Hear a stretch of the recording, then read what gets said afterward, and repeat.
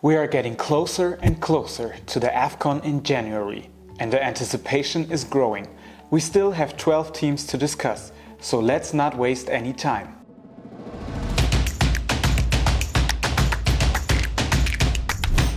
In the last part, we talked about the surprises, and once again realized how much excitement this tournament holds in January. Today, we come to the penultimate part and talk about the challengers. And there are already some ambitious teams in the tournament who have high hopes of winning the title. We start with DR Congo, 65th in the FIFA World Rankings.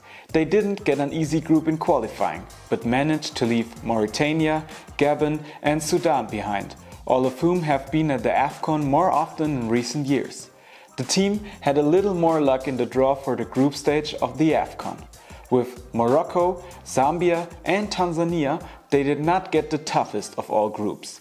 Morocco is likely to be the dominant team, and DR Congo should also be warned about Zambia and Tanzania. Why?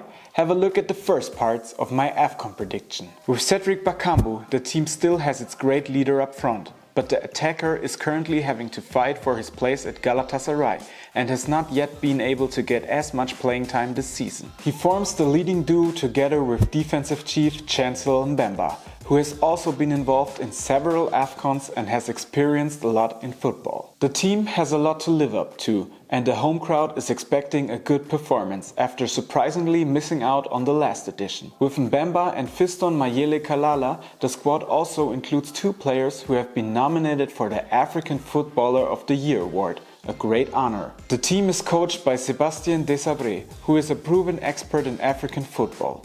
In addition to his position as national coach of Uganda, he has also coached many clubs on the continent and celebrated great successes. In Uganda, they still revert a coach, as he managed the country's last Afcon participation to date. The coach also favors players who play in the African leagues and doesn't just have his eye on the big leagues in Europe. Overall, the team is in its prime, with all key players except Bakambu between 24 and 29 and therefore at their peak. DR Congo have great pace and power on the attacking flanks, with Joanne Wissa, Theo Bongonda and Silas. Familiarity could become a problem here. All three play in different leagues with different requirements and took different routes into the professional game.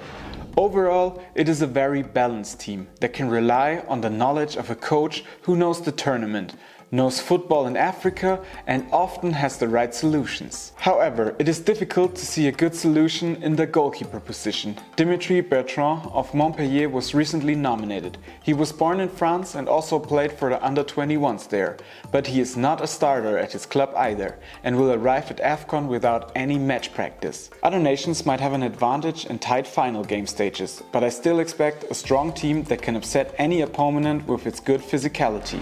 Next, we come to a big promise that maybe will finally be fulfilled at this tournament: the golden generation of Mali. Here, too, the most important players are in their prime, and this tournament could be the long-awaited breakthrough into the African top flight. The center midfield is one of the best the continent has to offer.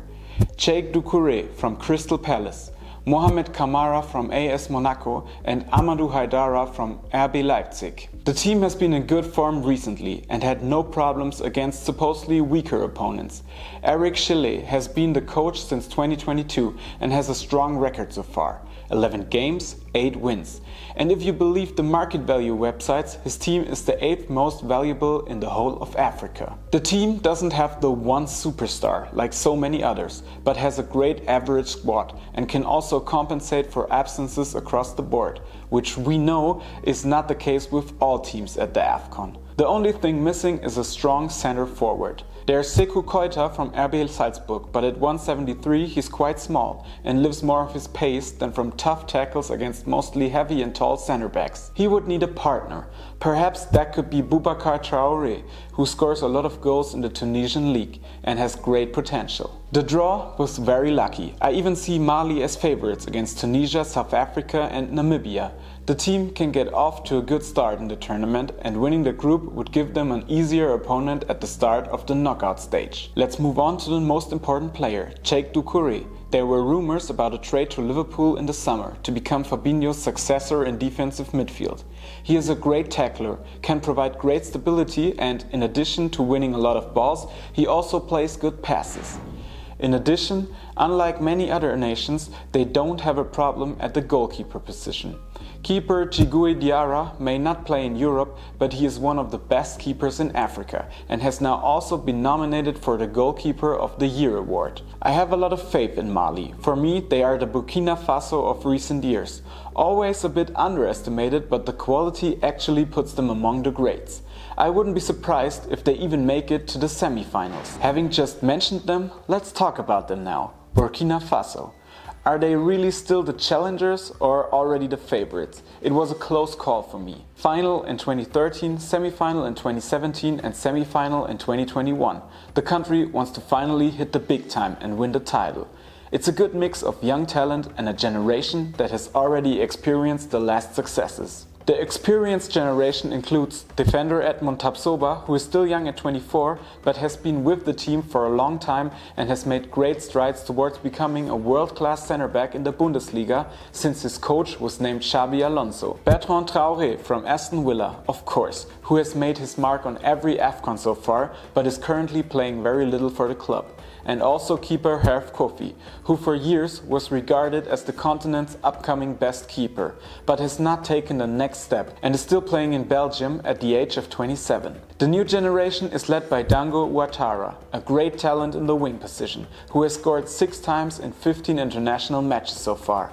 He has been nominated for the award for Africa's best young player, and this could also be his breakthrough tournament. Souleymane Alio, a 17-year-old, has also been nominated for this award, but the tournament will probably come too soon for him, although he has a bright future. Other big talents are Issa Kabore from Luton Town and Lassina Traoré from Shakhtar Donetsk. So it's a good mix of Afcon experienced players and young talents who want to prove themselves on the big stage.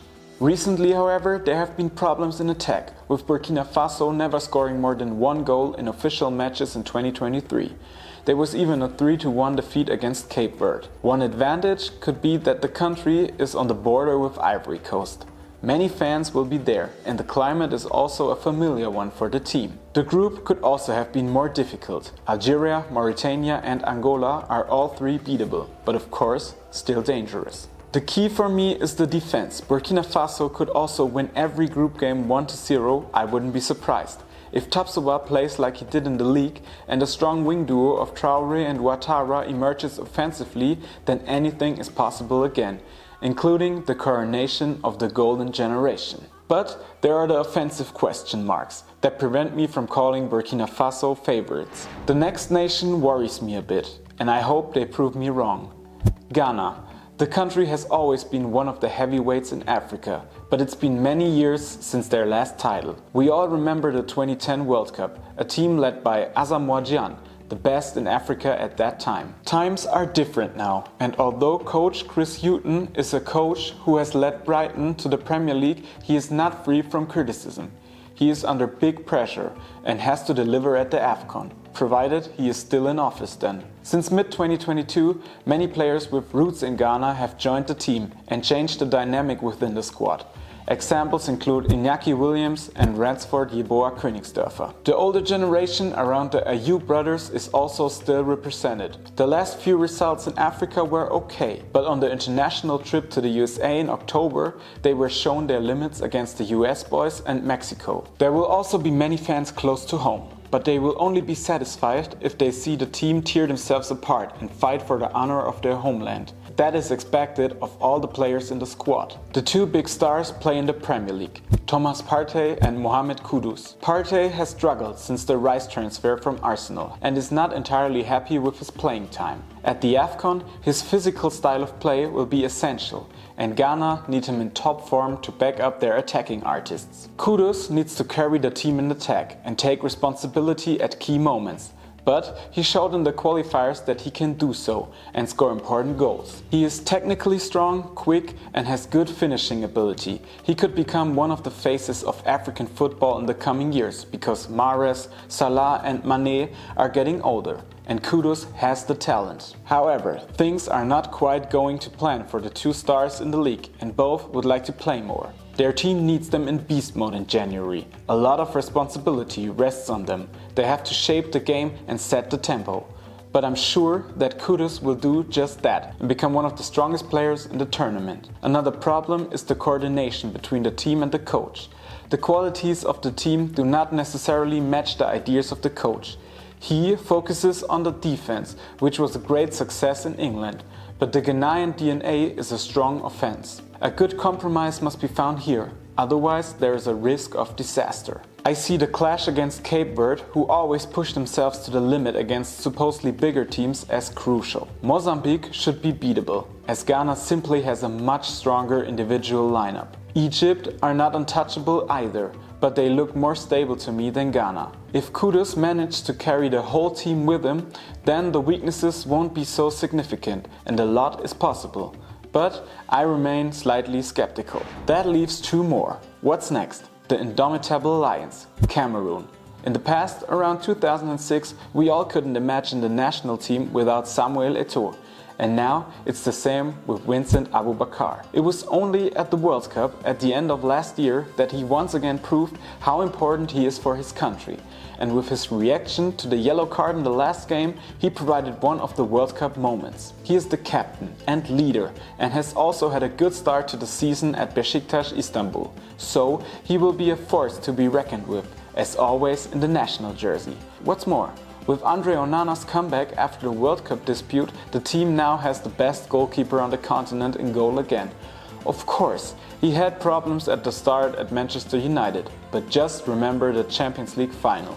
This build-up play and the strength on the line are simply incredible. In midfield we have the next big name, the next fixture, Zambo Anguissa from Napoli. Not only since the Scudetto have we known how dynamic and athletic he is and what role he can play as a box-to-box player. There are also other names, Eric Maxime Choupo-Moting for example. Super technique, a good instinct for open space on the pitch, his mobility makes him a strong partner for Aboubakar. But who knows, his playing time at Bayern is not that much. He has not even been nominated for the upcoming international matches, so it remains exciting. So a stable axis, but what is the team missing? It lacks balance, with top players in some positions and weaker players in others by African standards. Nicolas Nkulu, who has played in defense for many years, is certainly no longer the youngest. Nevertheless, Christopher Wu from Stade Rennes is a potential successor who can fulfill this role. Brian Mbomo, probably one of the most exciting players in the Premier League, comes in on the flanks and has proven how dangerous he can be. In addition to some weaknesses in the starting lineup, there's also a lack of width. It's obvious that a strong partner in midfield for Anguissa is missing. Coach Rigobert Song has a very clear idea of how he wants to play. If this is not realized, he is not afraid of big names. Example, Onana at the World Cup, who played his style from the club and didn't listen to the coach's instructions. Song wants the fast, direct forward play with target man Aboubakar.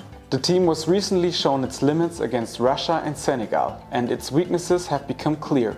A new order still needs to be established before the Afcon. The spirit in the team will also be crucial. And this has always been evident in the national team. Do you remember the disastrous 2014 World Cup when Alex Song struck against Croatia? But it can also turn into something positive, like at last year's World Cup, when the team even managed to beat Brazil in the end. In the strongest group of the tournament, there is no familiarization period. They have to deliver immediately. It stands or falls with Aboubakar. If he wants to prove it to everyone again and play a big tournament like he did 2 years ago, then there is a lot in it for Cameroon. But I'm afraid that this time it won't be enough. The quality of the tournament is high and Cameroon has a few weak points that their opponents will exploit with ice-cold precision. At the tournament in their home country last time, I had them on my radar as winners. This time I can even imagine an early exit from the group. I don't expect that from the last team for today, Tunisia. As the only North African country, I don't see them among the favorites. Algeria, Morocco and Egypt are more prominent and have often proven in the past that they can deliver at the Afcon. Tunisia's advantage is that the team can play more freely and the pressure to win the title is not as great at home as in neighboring countries. The team has a real centerpiece, an engine that holds everything together and drives it forward, the central midfield. In this position, Tunisia has nothing to hide from any team on the continent. The quality here is great. Elias Giri is probably one of the most underrated players in the Bundesliga in the six-man position. With his running and tackling ability, he can drive any attacking midfield to despair. In addition, Issa Ladouni is another Bundesliga player who has not yet made a big name for himself, but who could also celebrate his breakthrough with the wider public at Afcon. He is technically good, transports the ball forward and recently proved against Egypt that he doesn't have such a bad finish. Both Skiri and Ladouni are also in their prime and can take on the role of leaders in the team. Completing the trio is Manchester United's Hannibal, who can create chances for the team and be the creative mind in the game, but can also help the team against the ball. However, there is a lack of quality around the center. The defense is experienced and solid, but could have problems against the fast strikers at the tournament. In offense, the two most experienced players, Youssef Msakni and Naim Sliti, are playing in Qatar, where they are not challenged at the highest level, and the style of play is also less physical than at the Afcon. Coach Jalal Khatri has a long club career behind him in Tunisia, has gained a lot of experience and also coached the team to victory against France at the 2022 World Cup. In September, the team showed that it can keep up with Egypt and even beat them. They also have the advantage of being in a weaker group. Progressing should not be a problem here. And in knockout matches, they could even upset the big names. But in the long term, the squad's potential is not enough for a serious chance of winning the title. The most important thing for the team will be stability and continuity, which will allow the team to compensate for many weaknesses. Against strong opponents, however, the pace disadvantages in defense will become a major problem, and I don't expect Tunisia to do more than reach the quarterfinals. That's it for the third part of my preview. Just one more part to go. Feel free to subscribe so you don't miss out on who I see at the top in the last part when I talk about the favorites. See you then.